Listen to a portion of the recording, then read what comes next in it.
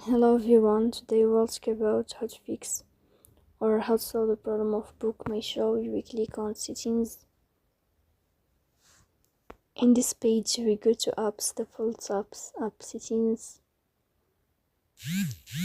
Here in this page you will go to above and you can search about BookMyShow and you will enter. Here in this page of app info, you will click on first stop and you will click OK. Here you will enter to the window of storage. Here you will click on clear cache, but pay attention, don't click clear data because that can delete your account. Then you will go to Play Store, you will search about BookMyShow, and then you can update your app if you find updates. So please don't forget to support us.